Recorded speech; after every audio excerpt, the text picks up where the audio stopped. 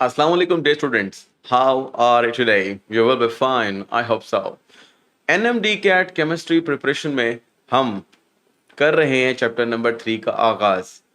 चूंकि हम किप्स के एतबार से चल रहे हैं तो किप्स में होता ये है कि कुल 10 चैप्टर बनाए जाते हैं केमिस्ट्री के जो पीएमसी के ऑल चैप्टर्स को इंक्लूड करते हैं। तो चैप्टर नंबर जो 3 है वो एक्चुअली पीएमसी के मजीद 3 चैप्टर यानी लिक्विड, सॉलिड और गैस को एक्वायर करेंगे, या आप कह लीजिए कि चैप्टर नंबर 3 इन 3 चैप्टर्स पर मुश्तमिल होगा।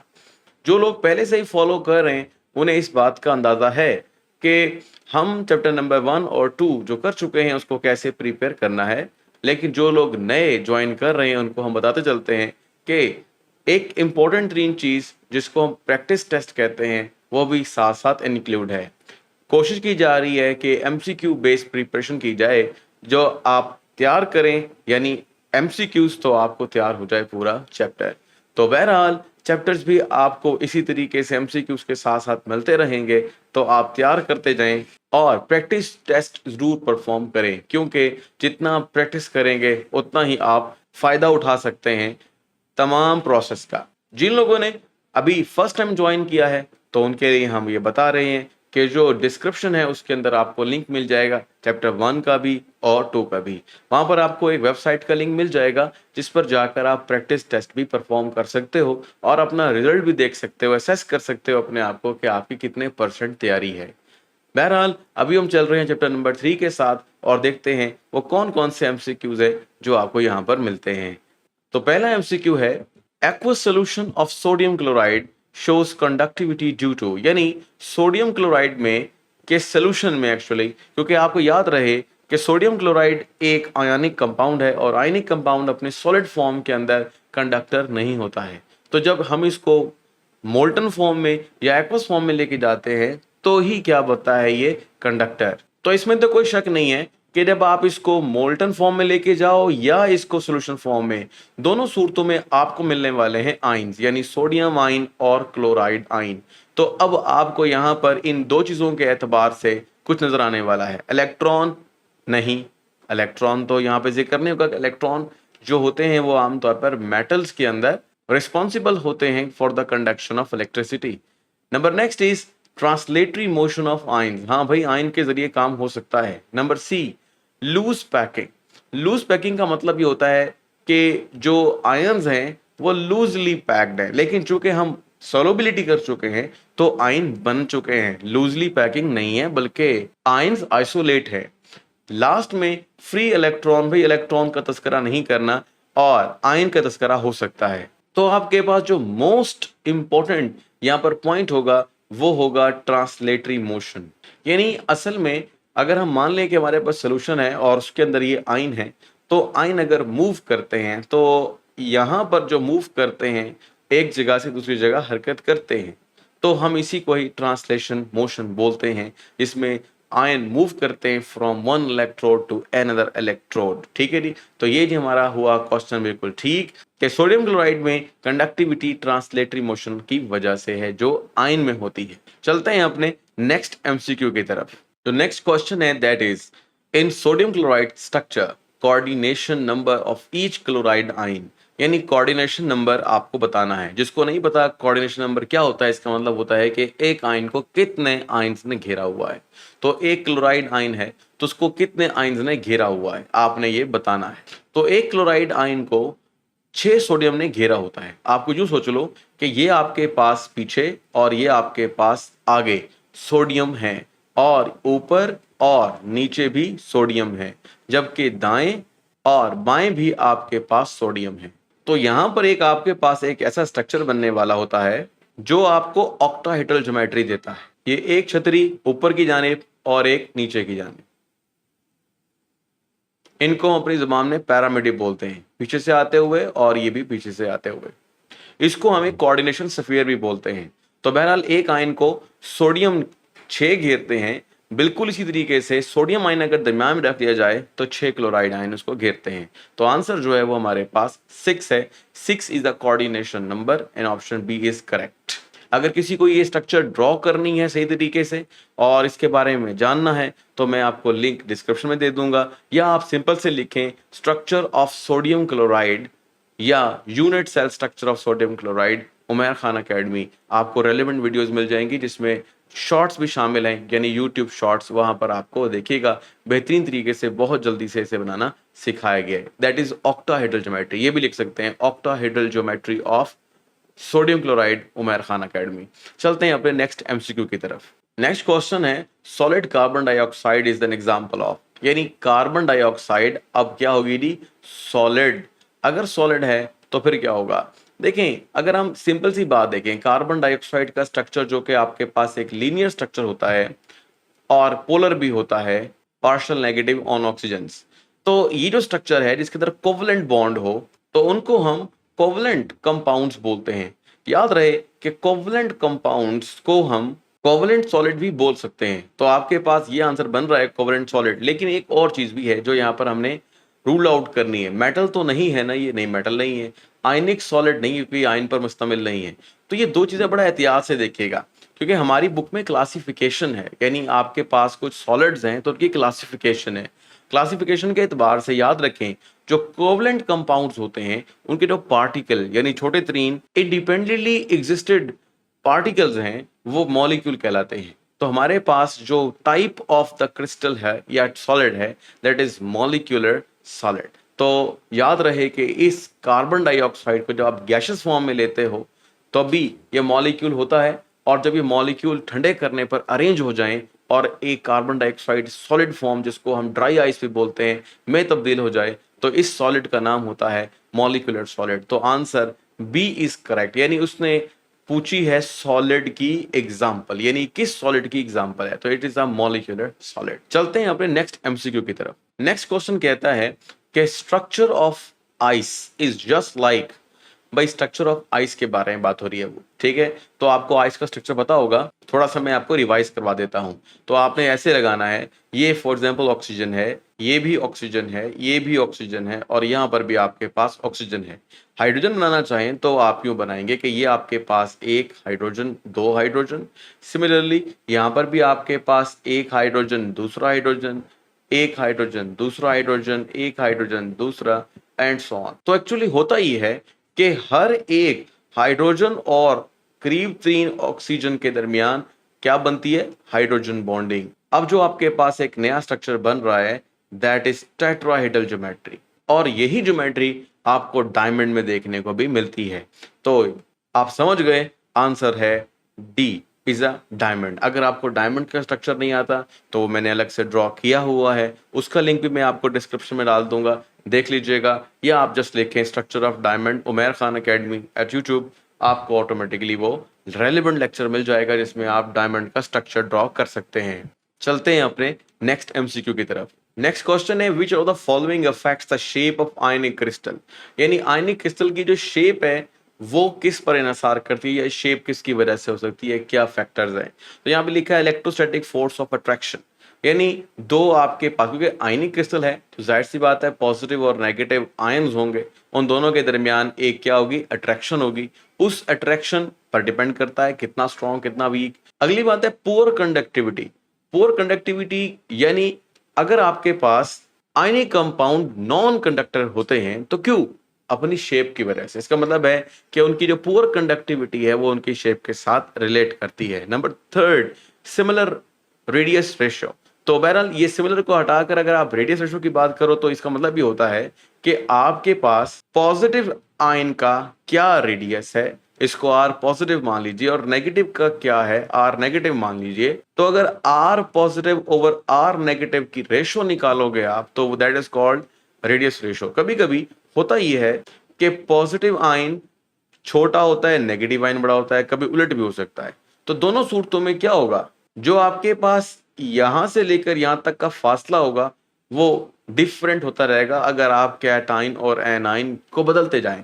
तो जैसे जैसे ये फासला मुख्तलिफ होगा वैसे वैसे जो पैकिंग ऑफ द आयन्स है वो भी डिफरेंट होगी। जैसे मैंने यहाँ पर पैकिंग करके दिखाई तो आप देख रहे हो कि एक स्क्वायर बन गया। अगर ये दूर होते ये क्यूबिक स्ट्रक्चर ना बनता बल्कि कुछ और बन जाता, यानी इसके पीछे भी जब आप लगाओगे तो आपको इस तरह का स्ट्रक्चर नजर आ रहा है। कभी कभी ये स्ट्रक्चर ऐसे भी हो सकता है, अगर इन दोनों यानी आयंस के दरमियान फासला ज्यादा होगा तो फिर आपके पास एक नई किस्म की क्रिस्टल बन जाएगी। तो इसका मतलब यह है कि तीनों फैक्टर्स सही हैं, electrostatic force of attraction, similar radius ratio और पुअर कंडक्टिविटी। तो option D is correct option. चलते हैं अपने नेक्स्ट एमसीक्यू की तरफ। नेक्स्ट क्वेश्चन कहता है which type of solid Sublime. Sublime का मतलब ये है कि आपके पास कोई सॉलिड है और वो जो सॉलिड है वो कुछ देर पड़े पड़े किसी टेम्परेचर पर खुद ब खुद क्या बन जाए, वेपर बन जाए, यानी which directly change into vapours. तो सवाल ये है which type of solid, ionic solid, covalent solid, molecular और मेटालिक सॉलिड। तो जो मॉलिक्यूलर सॉलिड होते हैं हमारी बुक के एतबार से, यानी इनको कैटेगराइज किया गया है मॉलिक्यूलर सॉलिड में, तो मॉलिक्यूलर सॉलिड के दरमियान जो इंटरेक्शन होती है वो बहुत ही वीक होती है। ये आपको सबको पता है, that is called intermolecular force. तो इंटरमॉलिक्यूलर फोर्स अगर वीक होगी तो ऑटोमेटिकली जो मॉलिक्यूल हैं वो एक दूसरे से अलग होना आसान रहेंगे और वो वेपर में चेंज हो सकते हैं। तो आपके पास जो आंसर आया मॉलिक्यूलर सॉलिड। हमारी बुक में जो इसकी एग्जांपल है वो आयोडीन का मॉलिक्यूलर स्ट्रक्चर है, यानी मॉलिक्यूलर सॉलिड के तौर पर उसका स्ट्रक्चर दिखाया गया है। जैसे मॉलिक्यूल खासे दूर हैं और उनके दरमियान अट्रैक्शन भी वीक है। तो ये वो सॉलिड है जिसको अगर आप रूम टेम्परेचर पे भी रख दो तो ऑटोमेटिकली वो क्या होगा, वेपर में चेंज हो जाएगा। इसके अलावा भी बहुत सी एग्जांपल हो सकती हैं, वो आपको याद होंगी, जैसे नेफ्थलीन है, अमोनियम क्लोराइड वगैरह है। चलते हैं अपने नेक्स्ट एमसीक्यू की तरफ। जो नेक्स्ट क्वेश्चन है that is ionic solid have. Ionic solids कैसे रखते हैं, वेरी हाई मेल्टिंग पॉइंट, हाँ वेरी हाई रख सकते हैं, लो टू हाई, बहुत कम नहीं रखते हैं, moderate to high, yes it is the right answer I think, and low melting point नहीं, ये तो नहीं हो सकता। आयनिक सॉलिड बहुत सख्त होते हैं और कुछ ऐसे भी होते हैं जो थोड़े से नरम होते हैं बानिस्बत कोवलेंट के, लेकिन कोवलेंट से भी कुछ ना कुछ ज्यादा मजबूत ही रहते हैं। तो हम मॉडरेट से स्टार्ट करते हैं, ठीक है। कुछ ऐसे भी देखें, ये लिखा है आयनिक सॉलिड, तो इसका अगर मवाजना कोवलेंट सॉलिड से करें तो एक कोवलेंट सॉलिड मैं आपको बताता हूँ वो है डायमंड, बहुत ज्यादा हाई मेल्टिंग बॉइलिंग पॉइंट रखता है। तो आप कुछ यूं सोचें कि जिससे हम इसका मवाजना कर रहे हैं या इसको हम कंपेयर कर रहे हैं, उन वो मजबूत हो सकते हैं इनसे भी कुछ एग्जांपल्स में। तो इसलिए हम कह रहे हैं कि आयनिक सॉलिड हाई जरूर रखते हैं लेकिन moderate to high melting point रखते हैं। चलते हैं अपने नेक्स्ट एमसीक्यू पर। नेक्स्ट एमसीक्यू है जी ice is dash crystal, metallic, molecular, covalent, ionic. जी ice water, water is a molecule और मॉलिक्यूलर सॉलिड्स में चेंज होता है। तो हम यहाँ पे लिखेंगे मॉलिक्यूलर सॉलिड कह लें, क्रिस्टल कह लें, एक ही बात है। तो आपने अगर स्ट्रक्चर ऑफ आइस पढ़ा है तो आप बता सकते हो या आप वहाँ पे सीख सकते हो कि molecular solid as a example पढ़ रहे हो। चलते हैं अपने नेक्स्ट एमसीक्यू की तरफ। तो जो नया हमारे पास एमसीक्यू है that is which one is not face centred, not face centred cubic structure. ठीक है जी, फेस सेंटर का मतलब ये होता है कि अगर आप एक क्यूब बना लो, ठीक है, और एक क्यूब के 6 साइड्स होते हैं या कह लीजिए 6 फेसेस होते हैं, तो एक मॉलिक्यूल ऐसा होगा जो बिल्कुल दरमियान में होगा फेस पर, इसे एक बोलते हैं फेस सेंटर्ड क्यूबिक स्ट्रक्चर। ठीक है, तो वो कहता है ऐसा बताओ जो ऐसा नहीं है। ठीक है, तो उसकी एग्जांपल ये है कि अगर आप आयोडीन का स्ट्रक्चर अपनी बुक में चेक करो तो आपको इसी जगह पर आयोडीन मिलेगी। ठीक है ना, ऐसे करके किताब में लिखी है I2। और इसी तरीके से डायमंड में अगर देखा जाए तो भी फेस सेंटर्ड क्यूबिक स्ट्रक्चर है। अगर आपको इसमें अगर आपको इसमें दिलचस्पी है, इंटरेस्ट है, तो आप लिख सकते हैं structure of diamond, Umair Khan academy at YouTube. तो आपको स्ट्रक्चर ऑफ डायमंड बनाना भी बता दिया जाएगा और ये दिखाया जाएगा कि कैसे ये फेस सेंटर्ड क्यूबिक स्ट्रक्चर रखता है।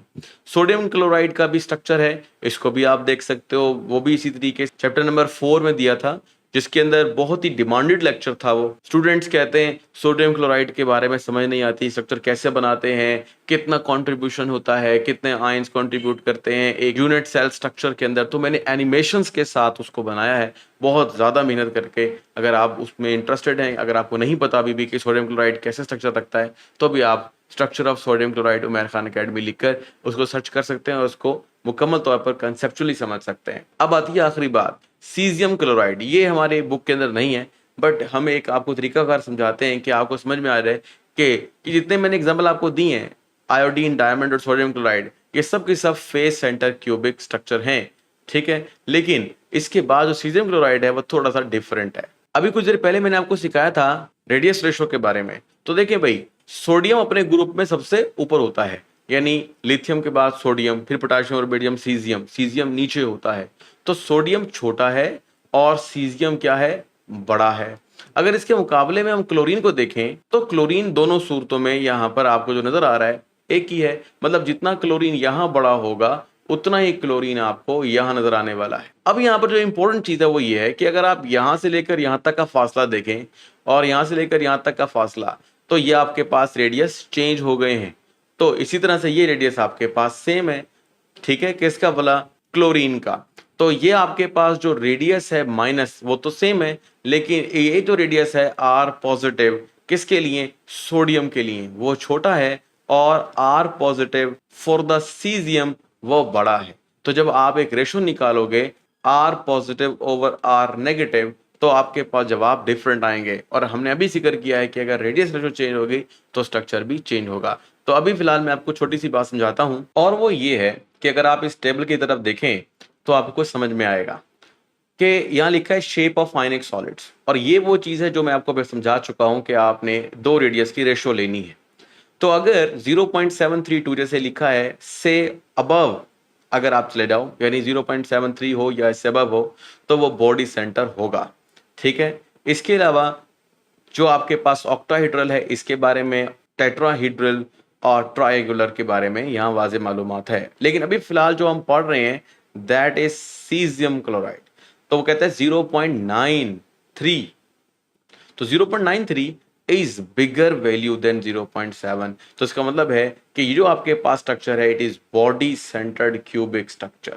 तो बॉडी सेंटर क्यूबिक हो गया अगर, तो फिर क्या होगा, तो सोडियम क्लोराइड की तरह वो फेस सेंटर नहीं होगा, या बाकी जो मैंने आपको एग्जांपल दी है फेस सेंटर नहीं होगा। ये फेस सेंटर आपने अच्छी तरह से दिमाग में रख लेना है, जो मैंने अभी समझाया है, मैं दोबारा बता देता हूं। लेकिन एक और चीज आपके पास आ गई दैट इज बॉडी सेंटर्ड। ये क्या होती है अगर आपको नहीं पता तो आप ये समझ लें कि ये आपके पास अगर बॉक्स है और अगर इस बॉक्स के अंदर की तरफ हम जाएं तो यहां पर अंदर की जानिब, यानी बॉक्स के अंदर की जानिब, ये जो ब्लू कलर में आपको दिखाया गया, जो पहले दिखाया गया था वो आगे है, और जो ब्लैक कलर में वो बिल्कुल दरमियान में है। ये कहां पर है जी, फेस, इसे कहते हैं फेस सेंटर्ड क्यूबिक स्ट्रक्चर। और अगर आपके पास दरमियान में चला जाए जैसे कि मैंने अंदर दिखाया है आपको यहां पर अंदर की तरफ जाते हुए, तो that is called body centred cubic, ठीक है। यानी आप ये समझ लें जैसे आपके पास ये एक बॉक्स है, समझ लें ग्लास है, इस ग्लास के ऊपर वाले हिस्से को अगर देखा जाए तो ये फेस, ठीक है। ये पूरी अगर ग्लास को सोची जाए एक बॉडी है, तो बॉडी के अंदर अंदर, यानी देखिए मेरी उंगली गायब हो गई, it is called body centre, अंदर की तरफ चला गया है, ठीक है। तो यानी बॉक्स है, उस बॉक्स के बिल्कुल दरमियान में, और अगर ये बाहर की तरफ आ जाए ऐसे तो फेस पर, तो फेस और बॉडी में फर्क है। तो बहरहाल इसके बारे में हम जिक्र करेंगे इंशाल्लाह कभी और भी। तो हमारे पास तो जवाब हुआ जी that is caesium chloride, it is body centre not the face centre. तो फेस सेंटर नहीं है जी, वो तीन है, ये भी आप याद कर लो कि फेस सेंटर होता है आयोडीन हमारी बुक का हिस्सा है, डायमंड हमारी बुक का हिस्सा है, डायमंड का हिस्सा है, वहां बताया हुआ है। सीजियम क्लोराइड नहीं है तो आपने खुद ब खुद ये ऑप्शन चूज कर लेनी है। चलते हैं अपने नेक्स्ट एमसीक्यू की तरफ। तो नेक्स्ट क्वेश्चन है जी, which of the following is the example of crystalline solid. Glass, plastic, rubber, ice. Ice is a crystalline solid, जबकि बाकी जो हैं वो हैं शेपलेस या कह लें अमॉर्फस सॉलिड। अमॉर्फस सॉलिड का मतलब है कि जो पार्टिकल्स हिस्सा ले रहे हैं स्ट्रक्चर या क्रिस्टल को बनाने के लिए, या क्रिस्टल ना कहें बल्कि कहें सॉलिड को बनाने के लिए, वो किसी क्रिस्टलाइन शेप में नहीं होते, यानी they don't have a specific geometrical shape. अगर ज्योमेट्रिकल शेप हो तो फिर हम उसको क्रिस्टलाइन सॉलिड बोलते हैं। तो आइस जो होती है, अभी हमने पढ़ा है कि इसके अंदर टेट्राहेड्रल ज्योमेट्री है, ठीक है। तो इसका मतलब ये हुआ कि it is a crystalline solid, it has specific crystalline shape. चलते हैं अपने नेक्स्ट एमसीक्यू की तरफ। नेक्स्ट क्वेश्चन है जी, lattice energy of ionic compound decreases increases. सीधी सी बात है, लैटिस एनर्जी आप असल में लैटिस एनर्जी क्या होती है, एक लैटिस की एनर्जी होती है। लैटिस क्या होता है, एक अरे होता है, एक अरेंजमेंट होता है, किस पर मुश्तमिल होता है, आयंस पर। तो समझ लीजिए कि ये आपके पास एक आयन है दैट इज पॉजिटिव आयन, इस तरह आपके पास एक नेगेटिव आयन, फिर एक पॉजिटिव आयन, फिर एक नेगेटिव आयन, ऊपर नीचे नेगेटिव आयन, पीछे आगे दाएं बाएं नेगेटिव पॉजिटिव आयन ऑल्टरनेटिव लग जाते हैं। तो ये आपके पास बन जाती है एक लैटिस, ठीक है जी। ये आपने पढ़ा हुआ है एफएससी के अंदर, दैट सी बात है। अब सवाल ये है कि वो कौन सी बॉन्डिंग है जो इनको जोड़ के रखती है, ठीक है जी। तो ये आपके पास मैं ब्लैक कलर में बॉन्डिंग दिखा रहा हूं। अब आप सोचो कि यहां पर आपको बॉन्डिंग नजर आ रही है, ठीक है। ये आपके पास समझ लीजिए न्यूक्लियस है और इनके दरमियान एक बॉन्डिंग है। अगर मैं यूं करूं कि जैसे मैंने कहा है ये आपके पास पॉजिटिव है और ये आपके पास नेगेटिव है, ठीक है, उलट भी कर सकते हैं, ऐसा कोई इशू नहीं है। अब की बार मैं यूं कर रहा हूं कि जो पॉजिटिव है वो तो समझ लीजिए उतना ही है, लेकिन नेगेटिव को बड़ा बना रहा हूं, एंड वाइस वर्सा, दोनों तरह समझ सकते हैं। ये पॉजिटिव है और ये नेगेटिव है। अब अगर आप इन दोनों के दरमियान ये डिफरेंस देखोगे, दो न्यूक्लियस के दरमियान, तो आपको ये फासला ज्यादा नजर आएगा। जब फासला ज्यादा नजर आएगा तो इसका मतलब है बॉन्ड लेंथ बढ़ गई। अगर बॉन्ड लेंथ बढ़ गई तो वो वीक हो गई है, तो इसको तोड़ना आसान होगा। तो उसकी लैटिस में से पॉजिटिव नेगेटिव आयन अलग करना आसान होंगे, जिसमें कैटाइन या एनाइन का साइज बड़ा होगा। तो कैटाइन और एनाइन के साइज बड़ा हो जाने से चूंकि लैटिस एनर्जी कमजोर हो जाती है, कम हो जाती है, तो हम लिखते हैं decreases with the increase in the size of cation. अच्छा, इसके अलावा भी है, एक और भी जगह देखो लिखा हुआ है शायद increase with the increase of size. नहीं नहीं, हमने पढ़ा है साइज के बढ़ जाने से क्या होता है, कम हो जाता है। Increase with the increase in size of cation और एनाइन, सिमिलर बात हो गई। और फिर जाहिर बात है ए और बी गलत होगा, तो option A is a correct option. चलते हैं अपने नेक्स्ट क्वेश्चन की तरफ। नेक्स्ट क्वेश्चन है minimum value of lattice energy is for. अभी अभी हमने ये सवाल किया, आप आयनिक साइजेस के बारे में या रेडियाई के बारे में नोट करें। देखें सब में सोडियम बराबर है, तो bromine, chlorine, fluorine, iodine different है। तो देखें फ्लोरीन का साइज छोटा, फ्लोरीन की बात है, क्लोरीन का साइज बड़ा, टॉप टू बॉटम साइज बढ़ता है ना। तो फ्लोरीन, क्लोरीन, फिर ब्रोमीन और बड़ा, और सबसे बड़ा किसका है जी, आयोडीन का। तो minimum value of lattice energy यानी कम से कम लैटिस एनर्जी किसकी होती है, जो सबसे ज्यादा वीक होगा। तो आंसर क्या है जी, sodium iodide. Option D is correct option. तो चलते हैं अपने नेक्स्ट एमसीक्यू की तरफ। तो न्यू एमसीक्यू है जी, when temperature of 1 mole of ideal gas increases, यानी आपने टेम्परेचर को बढ़ाना है, तो from 27 to 627 then kinetic energy increases by. तो हमें पता है कि kinetic energy is directly proportional to the absolute temperature. तो एब्सोल्यूट टेम्परेचर जो होता है वो लिया जाता है केल्विन में, जबकि हमें यहाँ पर सेल्सियस में फंसाया गया है। तो आपने जैसे ऐसा करना है कि 27 डिग्री सेंटीग्रेड को चेंज कर लेना है, ये सेंटीग्रेड से केल्विन में। इसी तरह से 627 डिग्री सेंटीग्रेड को चूज कर लेना है केल्विन में। कैसे करते हैं, बाय एडिंग 273। तो 273 ऐड करें 27 में, तो ये बना जी तकरीबन 300 केल्विन, ठीक है जी। इस तरह यहां पे भी ऐड करें 273, तो ये बना 900 केल्विन। तो आप देख रहे हो 300 और 900 के दरमियान अगर रिलेशनशिप लें, 300 डिवाइड बाय 300, तो आपके पास 3 टाइम्स केल्विन टेम्परेचर बढ़ गया है। तो option B is correct option. चलते हैं अपने नेक्स्ट एमसीक्यू की तरफ। नेक्स्ट क्वेश्चन है जी, boiling point of liquid is low at high altitude. याद रहे कि बॉइलिंग पॉइंट जो होता है वो एक्सटर्नल प्रेशर पर डिपेंड करता है। तो एक्सटर्नल प्रेशर कहां कहां कैसे चेंज हो रहा है, देखो भाई, एट हाई एल्टीट्यूड, ऊंचाई के ऊपर एक्सटर्नल प्रेशर क्या हो जाता है जी, लो। तो एक्सटर्नल प्रेशर लो हो जाएगा, तो फिर बॉइलिंग पॉइंट भी साथ क्या हो जाएगा, कम हो जाएगा। तो वाकई ठीक है, कम हो गया। Inversely proportional to vapour pressure. देखिए भाई, दो आपके पास मॉलिक्यूल है, ठीक है, इनके दरमियान बॉन्डिंग है। अगर ये बॉन्डिंग कमजोर है, ठीक है ना, वीक है, तो जल्दी से अलग हो जाएगी इन दोनों के दरमियान और ये दोनों वेपर में चेंज हो जाएंगे। इसका मतलब है वीक अट्रैक्शन जो होती हैं वो पैदा करती हैं क्या, वेपर प्रेशर ज्यादा। और अगर अट्रैक्शंस क्या हो, स्ट्रॉन्ग, तो फिर क्या होता है, फिर बॉयल देर से उबलता है, अलग देर से होती है, बॉइलिंग पॉइंट ज्यादा होता है। तो वाकई में वेपर प्रेशर के साथ इनवर्सली प्रोपोर्शनल रखता है बॉइलिंग पॉइंट। तो ये वाला पॉइंट भी आपको ठीक लग रहा है। नंबर सी, मैक्सिमम एट सी लेवल। तो भाई जब हम कह रहे हैं कि एक्सटर्नल प्रेशर बहुत ऊंचाई के ऊपर, जैसे पहाड़ों के ऊपर अगर बहुत ही कम होता है, तो सबसे ज्यादा कहाँ होता है, जहां पर क्या होता है जी, सी।